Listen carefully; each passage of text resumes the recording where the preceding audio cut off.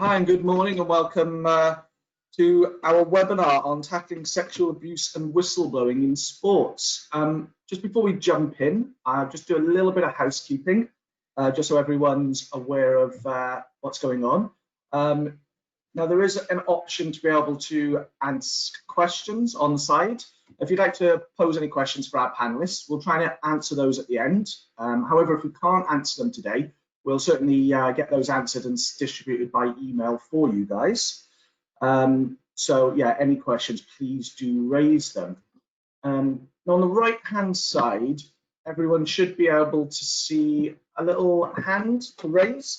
If you could raise your hand just so we can see that you can hear us, then that would be brilliant. Okay, great. You can see that everyone can hear us, so that's good news. Okay, great. So we'll start off. This should run for about 45 minutes, and then there'll be 10-15 minutes at the end for any of those questions that you have raised for our panelists to answer. So what I'm going to do is allow the panel to introduce themselves, give a little brief of who they are and their expertise, and then we'll jump straight into it. So, Mike, if you'd like to kick us off. Yes, good morning, everybody. Yeah, my name's Mike Glanville. I'm the Director of Safeguarding Services. I'm one of the co-founders of One Team Logic. One Team Logic is a safeguarding company, and we're the creators of MyConcern, which is an electronic safeguarding system, but we also provide other safeguarding services to our customers as well, including online training. My background is actually in policing, so I was a senior police officer up until 2012. I was the assistant chief constable down in Dorset, and I had responsibility for both adult and child protection matters. And in fact, earlier in my career, I was a child protection officer dealing with child sexual abuse cases. So, so that's me. Thanks, Chris. Brilliant. And Jan? Oh, hello everybody. My name's Jan Pickles. I'm a freelance safeguarding consultant, but I also sit on the One Team Logic advisory board. I was part of the geeky review team, which looked at his non-recent child sex abuse at Chelsea Football Club. But other than that, my safeguarding experience is 40 years working in safeguarding, working with sex offenders, working with victims. And I ended my career working as Assistant Police and Crime Commissioner for South Wales Police, looking at the public protection and the shift into a vulnerability approach rather than slicing it all up into adults, children, different kinds of abuse, but looking at the people who are at risk and how we can protect people. Okay, that's great. And Paul, yourself? Good morning, everyone. Yeah, Paul Stewart. I'm a former professional footballer. I came forward in 2016 November regarding the physical and sexual abuse I endured at the hands of a youth coach. Since then, I've educated myself around safeguarding. I've done the courses from level 1 right up to DSL and any other awareness course that I think that will be an advantage for me. I now deliver workshops for the EFL Life Skills team, some of the Premiership clubs, also for schools, colleges and universities, and that's what I do currently, sort of surrounding safeguarding in the main. Okay, that's great. Thanks for that, guys. So I think what we'll do is kick off with Mike's going to give us just a brief overview of the child abuse and safeguarding landscape, particularly within sports in the UK market, and then we'll go from there. So Mike, if you'd like to just give us an overview, please. Yeah, I just really wanted to start off by kind of setting the scene a little bit, and it's just, you know, good to look at kind of the big picture as far as child sexual abuse is concerned in this country. So around 7.5% of all adults actually have experienced sexual abuse before the age of 16. So that's estimated at around 3 million people. So it's a huge issue for many, many people in this country.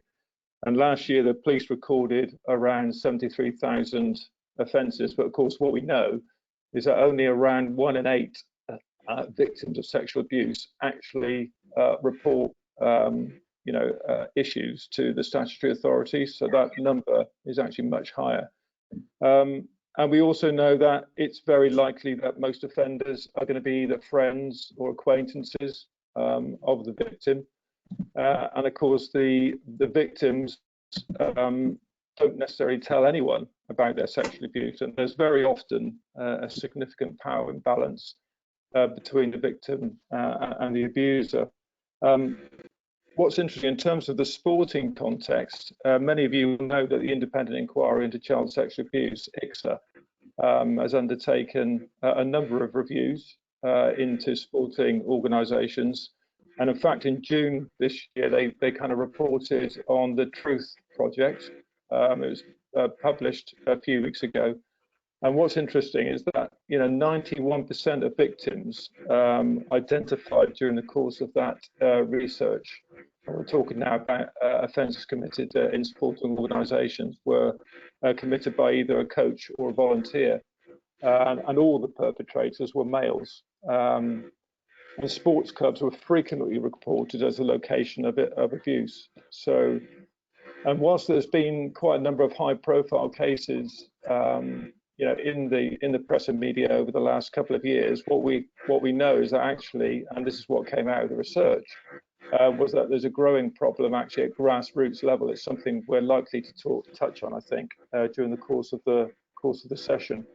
But the report also found that grooming was a very significant issue, very common in most offences. So, providing gifts, the promise of trips away, the gradual introduction of sexualised comments and behaviour and so on. So, and increasing evidence actually as well, and this is my last point, that, people involved or perpetrators involved in committing offences quite often now turn to social media as a way actually of grooming children in order to gain their trust and break down, victim resistance and break down barriers and so on. So it's a moving problem because trends are actually changing all of the time, and I think the shift to kind of online grooming and the shift to online abuse has been very, very significant. I think over the last 5 to 10 years. And certainly the research that's done just recently has certainly borne that out. So on that point there, obviously you talk about research.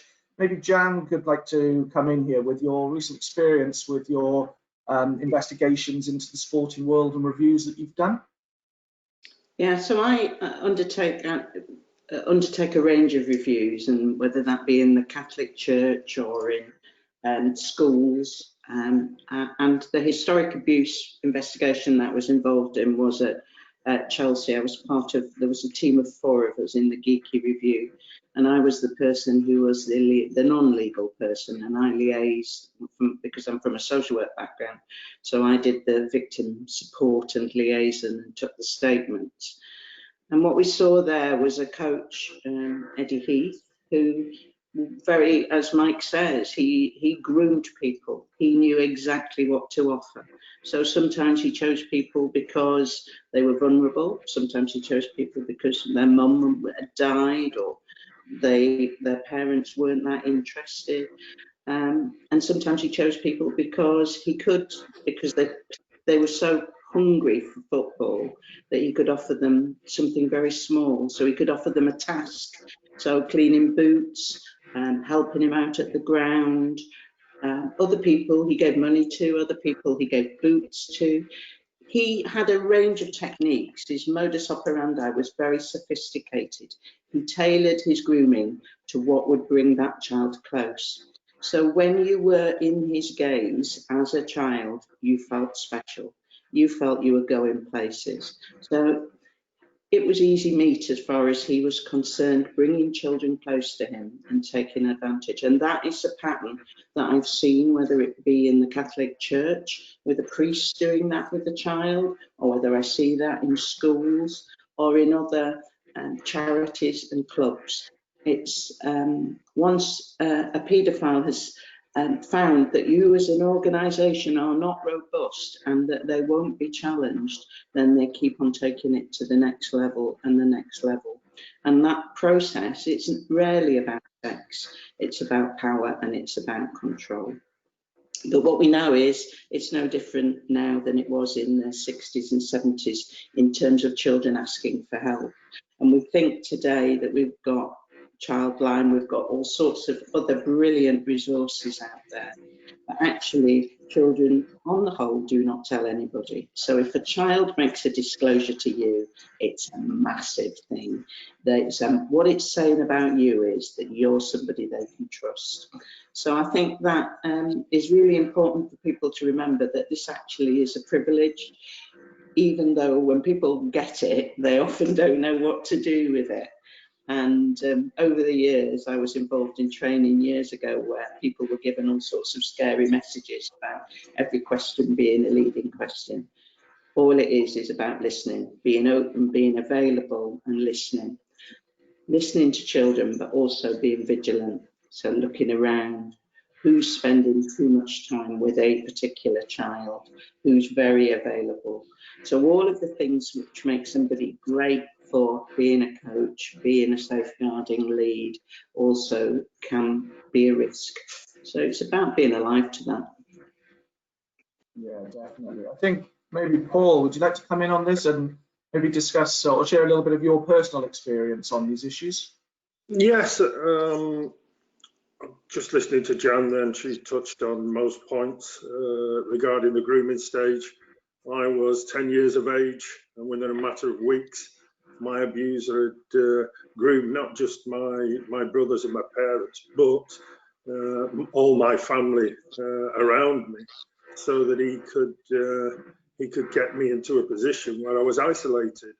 The promise of stardom, you believing that he had the power to give or take away that opportunity, was a reason sometimes why you don't speak up. And there was a fear aspect. My abuser in particular threatened to kill my parents and my brothers if I was to say anything. So the grooming side of it is particular something we need to look at, because I believe when we talk about disclosures, and I think this is very important, we talk about signposting and children going to speak to Childline or the NSPCC. Once the abuse has started, we are too late. We are too late. That individual is likely not to speak up. Now, very often I get asked the question is, what could we have asked or said to make you speak up, Paul? And I said, well, I don't think you could have done anything when the abuse started, but if I'd been educated around what grooming looks like, what these individuals do to groom, then I may well have said something a lot earlier. So if there wasn't proper language being used, which does happen in all cases, I would say, if you are with somebody 24/7 that isn't a parent or a guardian, then something should be said about that, and the gifts that are coming around. So if we focus on educating youngsters on what grooming looks like, I think we're going to reduce the risks of it going further down the line into the abuse. Because once the abuse starts, the likelihood of certainly from a male's point of view of them saying anything, you know, you're talking about 27 years. I mean, since I came forward, I speak to a lot of victims and survivors, and we all say the same. We just wish that there had been some form of education around what grooming looks like, and possibly, I'm not saying in all cases, we may have spoken earlier and said, you know, spoken to a parent or guardian saying that I was asked this or this was said to me, and we may have been able to stop the abuse happening. Because then it's unfortunately it's too late, and you're not going to get a child to ring Childline or NSPCC, in my opinion. Yeah, no, definitely. I mean, I know that some of the issues that you know, are being raised are around trying to report on these concerns at a very low level point of view as well, to be able to build up a bigger picture. I think Jan's done some work on that in the past. Well, I think particularly over COVID, initially we've seen a massive drop in sex offending. Our worry was that everything would move online, but in the last few weeks, Childline has seen nearly just under 40% increase in the number of children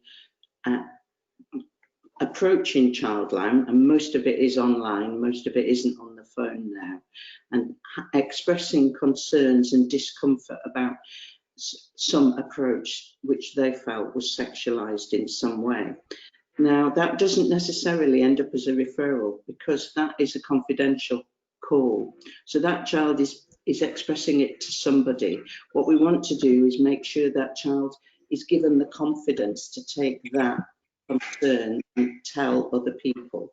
So I think that shift is really important, so that if we can get children, as Paul says, if we can educate them, and certainly in the Chelsea review, that was sort of many years ago, but children's language, sexualized language now is very different because of the online content that they see. And I think we can use some of that online content and use some of that experience that children have now. I mean, most of my children receive their sex education via friends. They pick it up, don't they, from TV and social media. They don't necessarily pick it up from the messages that parents give. But giving children permission within your club to talk about these things is really important, so that it's okay for children to come forward to you. And unless you make that clear to children, they will not come forward. They may contact Childline, but where does that go then? That's the question. It's very, we would only trace a child through Childline because it's offered as a confidential way that children can express concerns. We would only trace a child if we felt the child was in imminent risk of harm. Okay, definitely. So obviously we've touched on grooming behaviours within clubs. Vaughan, would you like to expand a bit on what staff in an organisation should be looking for? Because obviously you mentioned about more education around grooming. Are there any things that they should be particularly looking out for at the moment? Well, I would go off my own case, and I think mine is no dissimilar to any other individual that's been abused. You look for signs of certainly abnormal sexual talk, for instance, because just picking up what Jan said there, these individuals now can go online, even youngsters can go online and they can see videos of porn or whatever, and they then think that is normal. Because they're seeing so much of that content online and watching it, then in some ways they're looking at them activities as being normal. You would also look for a change in the child's demeanour.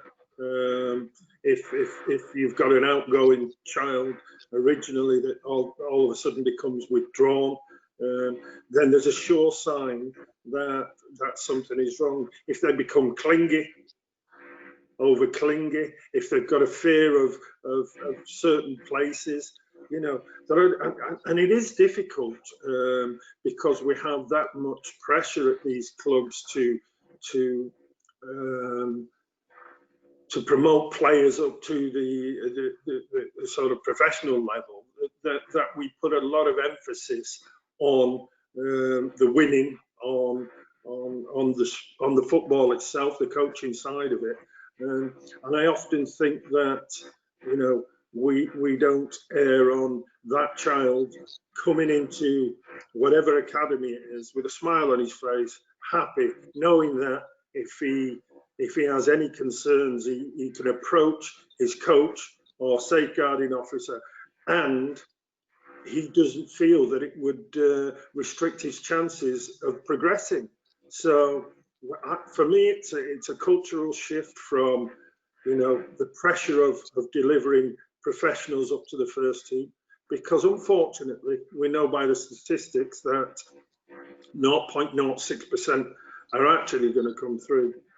have a moral responsibility for the other percentage to round them into adults, to send them out into society without all the issues. So I think we've got to look at making the environment that child is child friendly, and they feel that they can approach anyone at the club if they've got a problem. And until we get to that position, then we're always going to have issues, and people or individuals not disclosing. Yeah, I think that's touching on a really good point there, Paul, where obviously, you know, they've got to be able to raise these concerns with somebody at the club.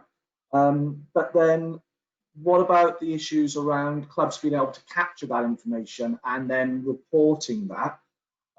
Mike, you've got a bit of expertise in this. Do you want to touch on the importance of you know, a system to be able to capture this information and actually action some points from it?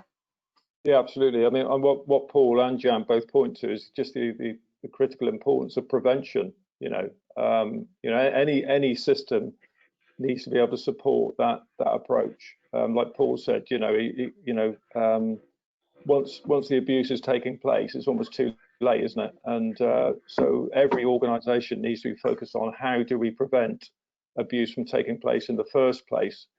So part of that is how do we have systems that can support that approach. I mean, nowadays I would say that paper systems are just no longer acceptable, because I think, you know, paper can go missing, it can be damaged, it can be destroyed. The security of paper records is incredibly problematic, I think, nowadays, given the fact that there's very, very high standards in place around GDPR and data protection. It's not easy to identify trends with paper records. So I think, you know, you have to have systems in place that are in a position to tell you what's happening. So, you know, we talk about the reporting of low-level concerns and getting in early and preventing things from happening. Well, that means you need information. You know, if you're a safeguarding lead in any organisation nowadays, you need to have systems that are in a position to flag up problems or potential problems. You know, there's no good having a system which can simply flag up something, you know, something big's happened and you're just simply responding or reacting to something that's already taken place. You know, the reporting of low-level concerns, I think, is so important. You know, staff need to have the confidence to say, right, if they're not happy about a member of staff for whatever reason, they need to have the confidence to be able to report that. And we'll come on to whistleblowing you know, shortly. But that is so critical. The other big bit is that we know that the sharing of information is a big issue across organisations. We've seen it a lot. So almost every serious case review or case practice review tends to raise this as an issue. It's been around for a long time, as most safeguarding leads would appreciate. But again, having really good systems in place which can enable, you know, really good sharing of information securely is also important. And also encouraging staff to report concerns easily. One of the things that we've noticed is that when organisations do take on electronic recording systems, suddenly you'll see an increase in the number of concerns that are being reported. Well, if that's not a good indicator that paper records are just not, you know, good enough nowadays, then I don't know what is. So critical, I think, in terms of being able to manage the whole kind of safeguarding system in any organisation. Yeah, I know we're going to do a Q&A at the end, but we've had a question in which I think is particularly prevalent on what we're discussing at the moment.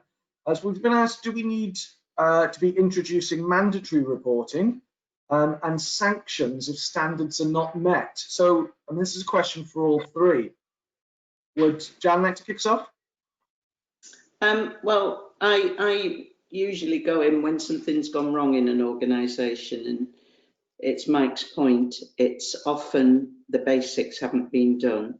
So the basics are that you've got you're displaying posters, you're encouraging children, you're telling children who they can talk to, you're making people available, You're making sure that you've got a culture where staff will challenge each other. So if you see somebody doing a bit of one-to-one coaching and spending too much time with a child in a particular isolated place, another member of staff will say, hang on a minute, you're putting yourself at risk as well as the child at risk here. So you've got a culture where people can challenge, you've got posters displayed, you're encouraging it, it's talked about, you're collecting low-level concerns. Those low-level concerns are being reported, so at whatever your governance structure is, that there's a safeguarding slot at those meetings, that information is being looked at. So what are the issues that we've had? How can we address those? How can we change maybe our physical space, the way we behave? I've worked with organisations that, for instance, a church which had a family coffee area after the service, which had all sorts of corners in the place. And what they did was they took those corners out. They moved the coffee space to a much more open space. So there wasn't those little corners where conversations could be happening. And so it could be physical, it could be about putting more boots on the ground, it could be about structuring things. But I think if you've got those in place, then on top of that, we do need mandatory reporting, so that if you have a concern and you work for an organisation or you're a volunteer, you do something about it. Because to live with the fact that you didn't do something and you could have protected those children, and I've interviewed those people 20, 30 years later, and it's, for them, it's a burden. I'm interviewing people at the moment in their 80s and 90s who were involved where there was abuse in the mid-70s, and they worked there as professionals and volunteers, and they're saying to me, should I have done more? I know I should have done more. They're living with that. So it's really important, I think, to take that burden off people and say, yeah, if you've got concerns, tell somebody. I know, Paul, just going to take the work you've done on with street soccer and Salford University. Maybe you'd like to talk about some of the sanctions that you mentioned before. Yeah, well, first of all, just with what Jan said there, I mean, I go to a lot of organisations, and I'm not talking professionally, but in some cases it is professionally, and there is a resistance between the coaches and the head of safeguarding, where they feel that it's just there to hinder their job, and they're going to bring policies and procedures in place. But also, just going on picking up on Jan and talking about the safeguarding, having a robust safeguarding procedures and policies. I don't believe that we should have a policy in a drawer. I think safeguarding should be given legs, and it should walk around your organisation so that it deters abusive people from because we forget that these are very manipulative people, and they're hiding in plain sight, and they will recognise when an organisation hasn't got the right procedures and policies in place. So what Jan says about signs, about everything that looks like the policy reads, because the policy is not worth the paper it's written on if it's stuck in a drawer or it's just online and none of your stakeholders are aware of what's in that policy, And I also believe in organisations, someone from the top, whether it be directors, whether it be the committee, should be well versed in safeguarding. And I think far too often we don't get that. We leave it to the head of safeguarding, and nobody further up the food chain has really taken the time to get themselves versed in what safeguarding is. And certainly at the top levels, it's only when something really, really bad happens is that then they start worrying, because it's the damage of their badge, their reputation, and they will then get involved. But unfortunately, it's too late. And if they were well versed in safeguarding, I'm sure that they would understand a lot more how difficult the job is, but how important the job is. So for me, it's all about giving the making it robust, but giving it legs and making sure it walks around your organisation. I think that's a good point there around the fact that it can be reputationally damaging. But what do you as a panel feel about the second part of that question, was potential sanctions if there is, if we make the presumption that the reporting has happened and nothing has come of that, whether that is points or financial. I mean, what do you guys feel around the sanction side of that aspect? I think from my point of view, and I think we discussed it the other day, we're in a situation, depending on certainly in the professional game, what division the club's in, but all too often when that club maybe falls out of the top tier into the second tier and further down and into the pyramid, then the first thing that gets cut is the safeguarding budget. And then you will find, which I've visited a club where you've got the head of safeguarding has got 5 hats on.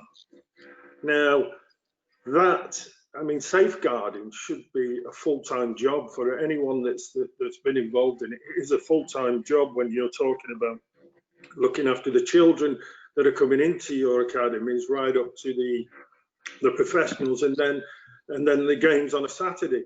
So for me, when these organisations go into clubs, if they find that they have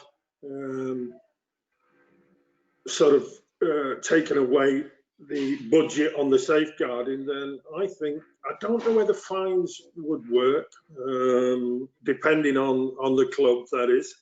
In the Premier League, we know fines are not really that damaging, but the threat of points deduction would be good. Whether again you'd be having clubs challenging them in court, but there needs to be something done so that clubs can't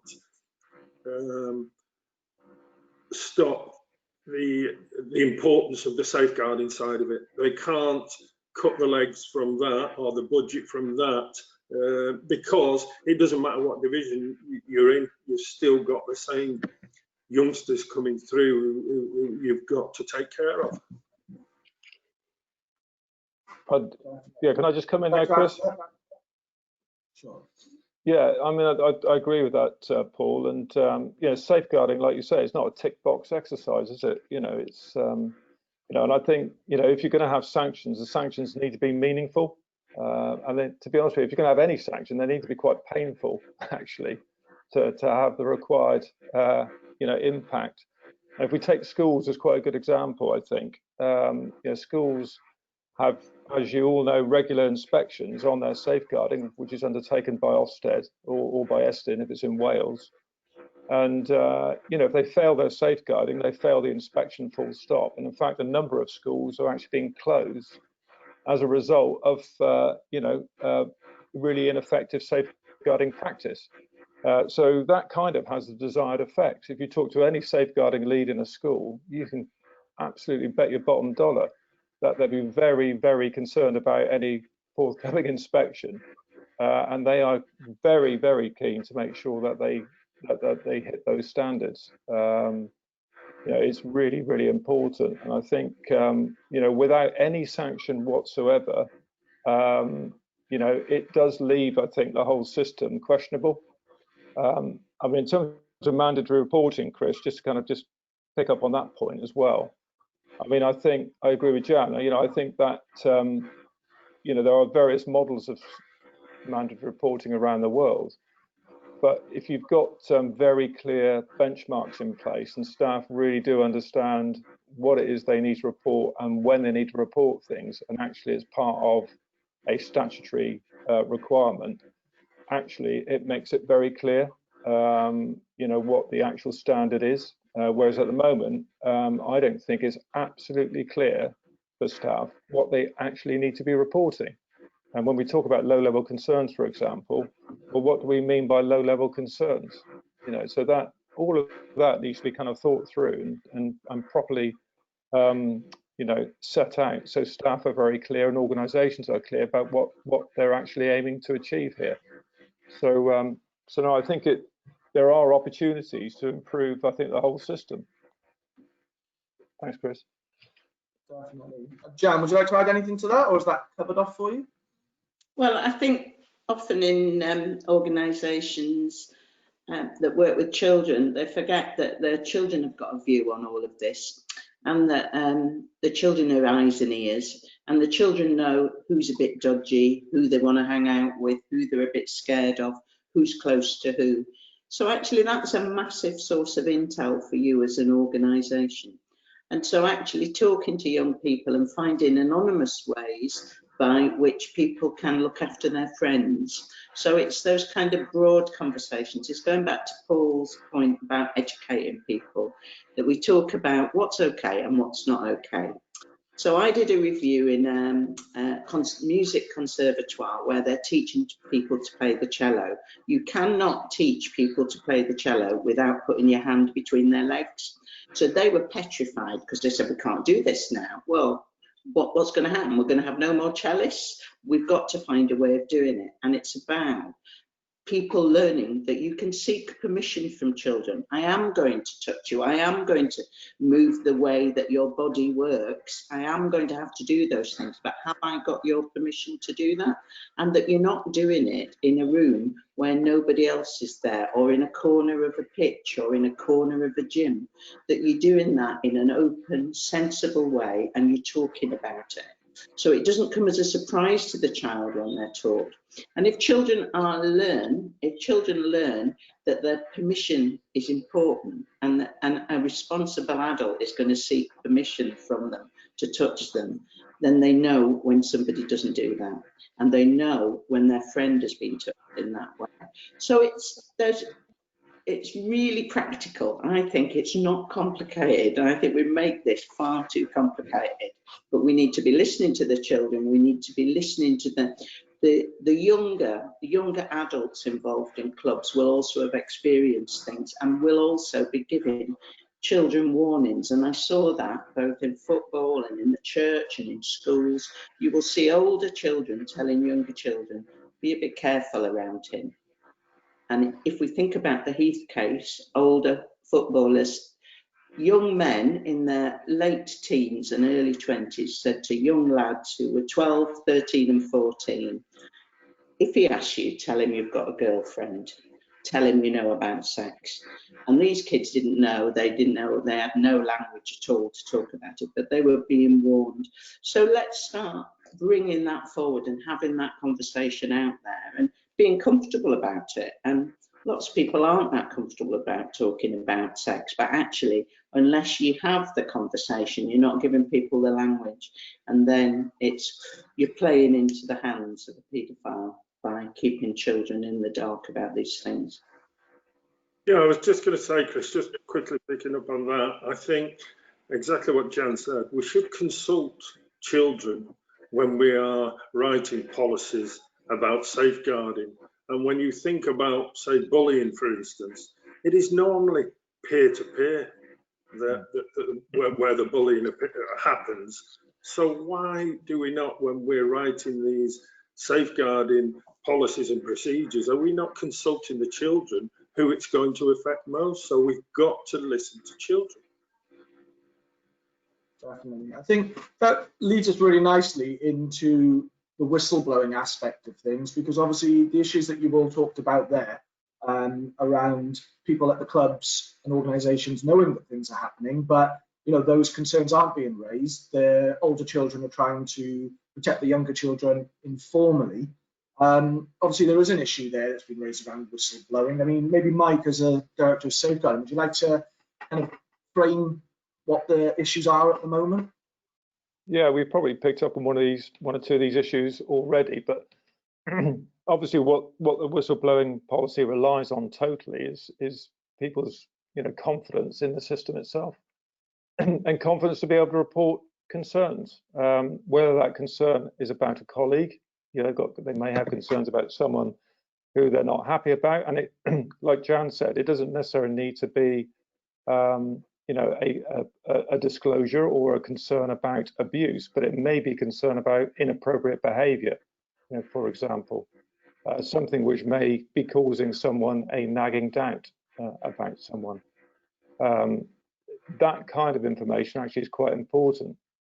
And the other thing they should be thinking about as well is actually giving staff confidence to report concerns about the actual system itself, you know, so where there may be malpractice or where they feel that perhaps the organisation is simply not listening, or the organisation's not responding in an appropriate way. And it can be quite tough on organisations actually to kind of operate in this way, in terms of being really open and transparent about the way they manage safeguarding, and communicating that to staff, so staff are really clear about how safeguarding is managed.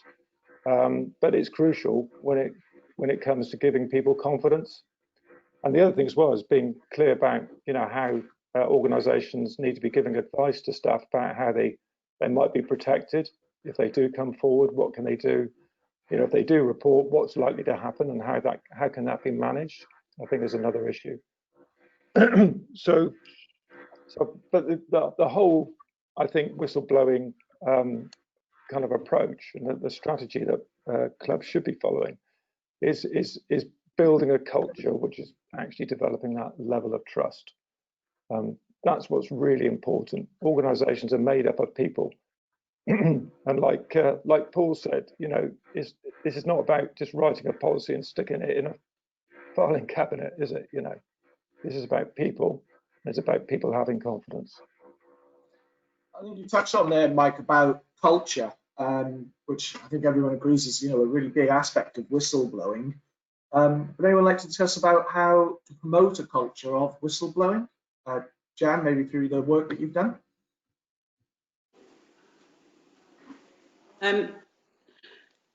Changing culture is really hard because it goes from those people, organisations you go into, and they've got a nice policy in a nice file on a nice shelf that you can tell no one's ever read or touched, or they've got an online training system where you can get through it in 5 minutes just by ticking the right box. So culture is where I walk into an organisation and the guy on the desk says to me, in some shape or form, part of my job is about protecting children. Culture is where a cleaner makes a referral. Culture is where the person, I know they're not called dinner ladies anymore, but lunchtime supervisors, whatever they're called, where they feel confident to say, I'm a little bit uncomfortable with what's going on here. Your test of your culture is when junior staff feel able to raise their concerns, and they may, you know, you may think maybe they've got some other ulterior motive, but actually when you've got a low-level concerns policy, what you've got then is a way of putting that jigsaw together. So it's not just that the lunchtime supervisor and the cleaner and the reception staff feel uncomfortable about this person. It's actually giving you a picture that this person's behaviour is a little bit inappropriate. Maybe they're disclosing a little bit too much about their own life. Maybe they're telling jokes that are a bit too edgy. And in a climate where, in an environment where that's acceptable, where nobody's saying, I'm not really comfortable with that, that's really hard for somebody new coming to an organisation. So I love it when I go in and within 5 minutes, people are telling me, it's part of my day job is looking after the kids. So I say to people, tell me about your job. And if they tell me within the first 5 things that their job is about keeping kids safe, I get a lovely feeling when I go into organisations, regardless of what they are, really. And that, for me, captures the culture. So it's, as Paul says, you've got the person at the top who's got a line of sight of what is the state of safeguarding in your organisation. So I should be able to say to your chairman or your chief exec, tell me about safeguarding. What's your view of safeguarding? And they should say, well, we've had this number of referrals. It's down on last year. We're a little bit worried about that. Does that mean we're getting better at safeguarding, or does that mean we're not as good as we were? So it's a business. This is a business, and it's a business moment, really. Good business will be a safe business. So a thriving charity will be a safe charity. It makes absolute business sense. You only need to look at Oxfam. You only need to look at organisations aid organisations where they've had massive safeguarding scandals and they no longer get funding streams that they've relied on for the last 30 years. So to me, it's your culture, it's good business sense, but it's also about making sure everybody's got a voice in this, including the kids and young people. Definitely. Yeah, I think just picking up on that, Jan, I think you go into an organisation, and I've done this certainly at grassroots level, and spoken to committees, and they say we don't have any safeguarding problems here. Do you know what that does? It sends a fear of God in me, because I know what they don't have is a policy or a procedure that shows that they're having that you can report, and this is. And a lot of people do, and they are naive that it won't happen at our organisation. And when I hear that we've not had any problems here, surefire think, well, somebody will be in there that is abusive or an abuser or in some way infiltrating that organisation. Paedophiles are strategic by their very nature. They go for organisations that are soft. They go for organisations where there aren't challenge, where there aren't questions, where there isn't training, where they can push and they can get away with it. They get over your barrier of what your organisation, so you as a member of that organisation, they get over that barrier and then they can start getting over children's barriers. And once they're into a position of trust, then they've got carte blanche in your organisation to do what they want. It's what Paul said about his brother and his family being groomed. They're not just after grooming children, they're after grooming all of us. And I see it in schools where everyone says, well, I'm so surprised. He was a teacher that would always cover your class. He was the one who would always do the after school club. When somebody dropped out of the school trip, he'd always step in. He was Mr. Helpful. And that they will find an organisation where they can make themselves essential, when they're untouchable, where no one would ever say anything bad about them because they're a great. They're not a dirty old man in a Mac, and we have to get over that. Yeah. On the whole, are charming, lovely, fun, able, skilled people. They are strategic and they're dangerous, and the likelihood is that you've got some in your organisation. Okay, great, thanks for that, guys. Now, we were going to touch on safer recruitment, but we seem to have slightly overrun. So we'll save that one for the next webinar. But a particular question's coming, which I thought I would pose to the panel. I thought might be quite an interesting one, is what support do sports organisations need from government to improve their safeguarding practices and procedures? Would anyone like to kick us off on that one?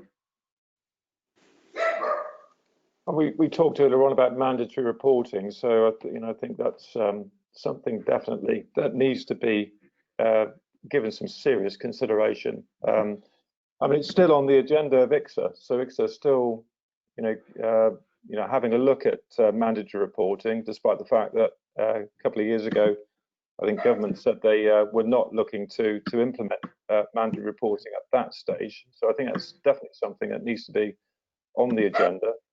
I think the other thing as well, more generally, is just making sure that there are consistent standards and frameworks in place, and that some of that stuff does need to be statutory, and that there needs to be better scrutiny over the top. There needs to be far better, I think, inspection arrangements in place, because those inspection arrangements, I think, really do make a difference when it comes to people's or organisations and their behaviour. So that's certainly something I would look to from government specifically. I think from my point of view, and when we had a discussion the other day, I talked about the standards of safeguarding in sport in particular, and when we talk at grassroots level, whether that be cricket, football, gymnastics, I would like to see that every organisation has the same standards. So it's almost like, and we could go right up into the professional game, really. I'd like to see where, as with health and safety, when you go into a workplace, instantly recognise when it's on the wall, there's always a certificate.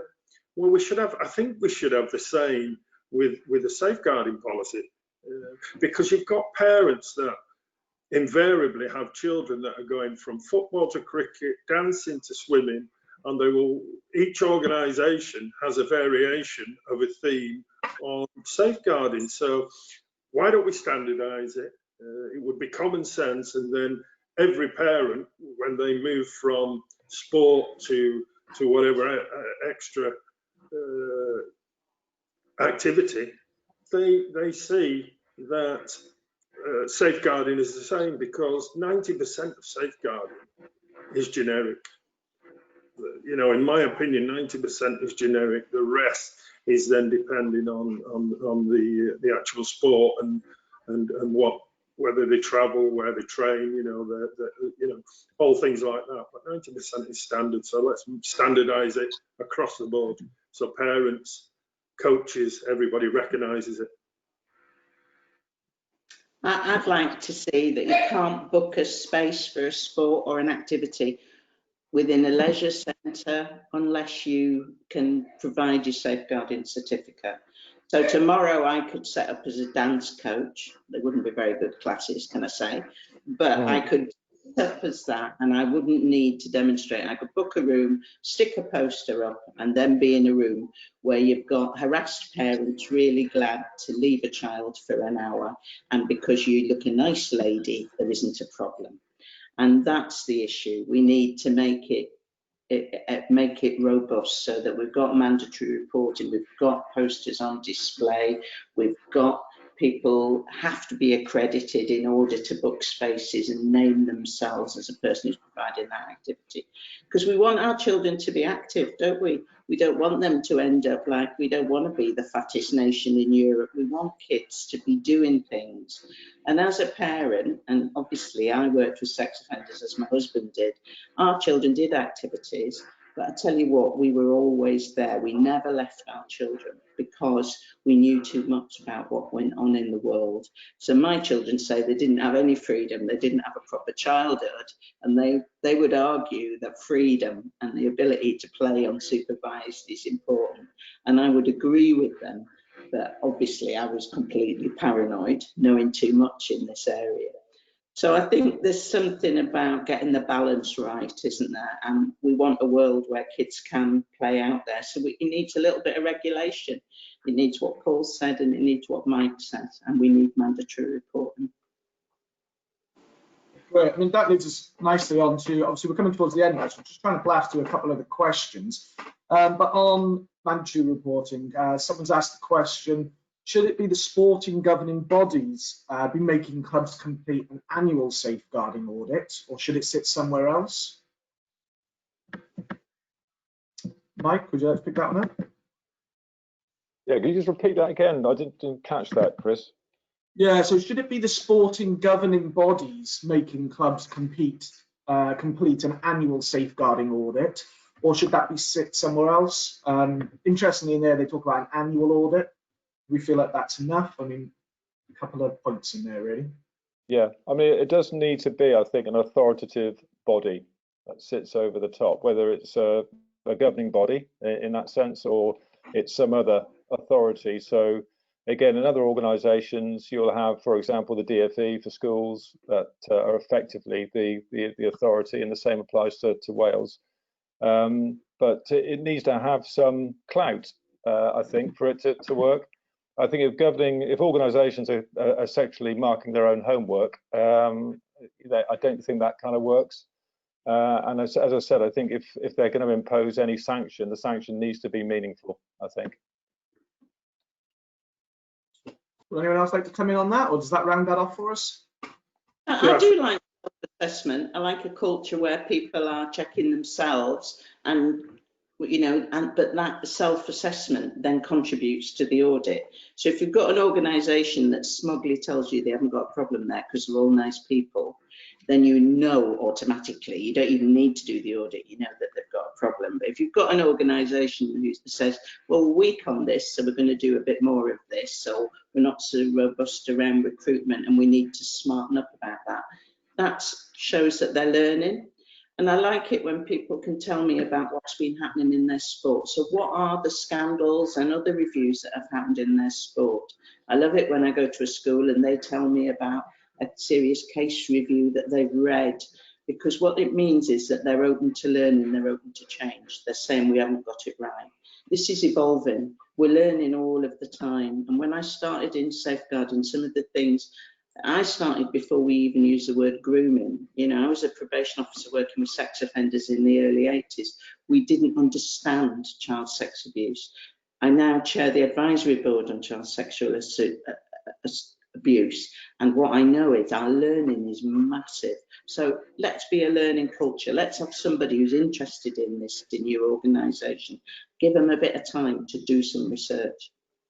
Yeah, I mean, I'd rather walk into an organisation and see that they've got maybe 100 low-level concerns that have been reported.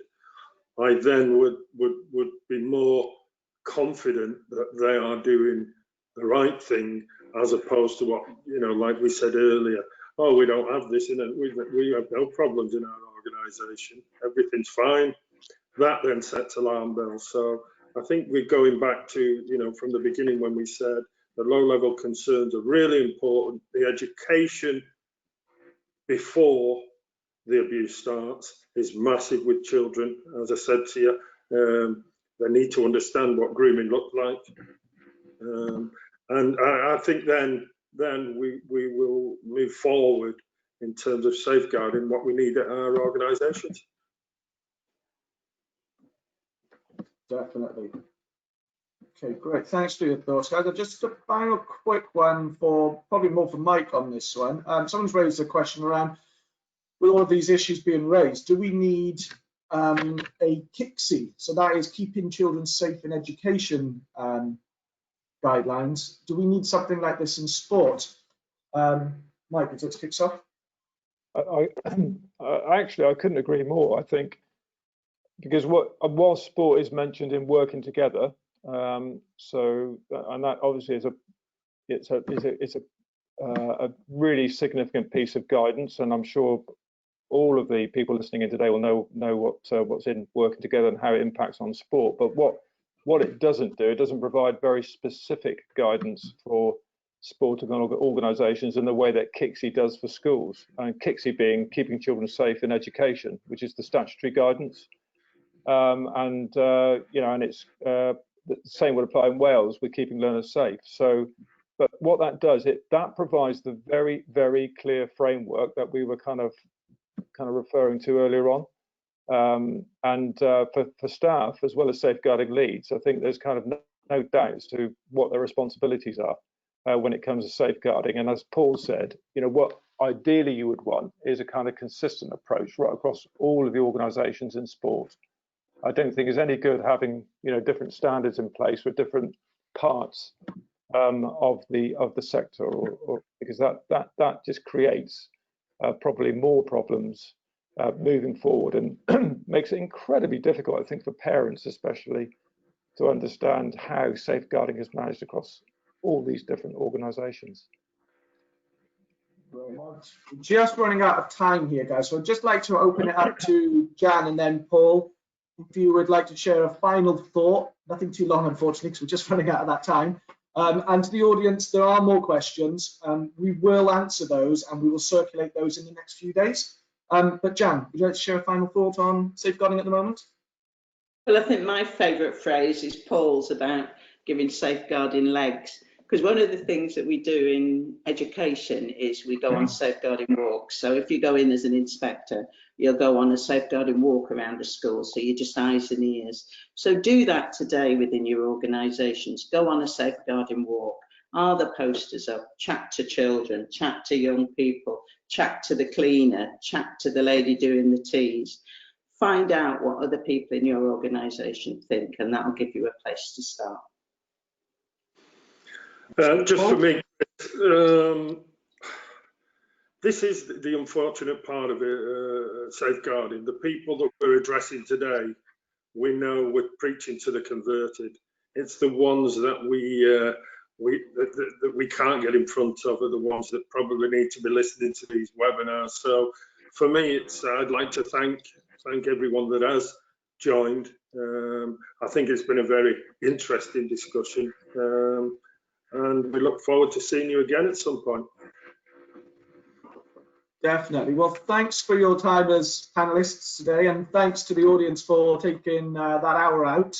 Like I said, we will answer the rest of the questions and get that extra material out, and we'll send that out email shortly. But I'd just like to thank the panelists for attending, and we will speak to you all again soon. Bye-bye. Bye. Thanks very much. Bye. Bye.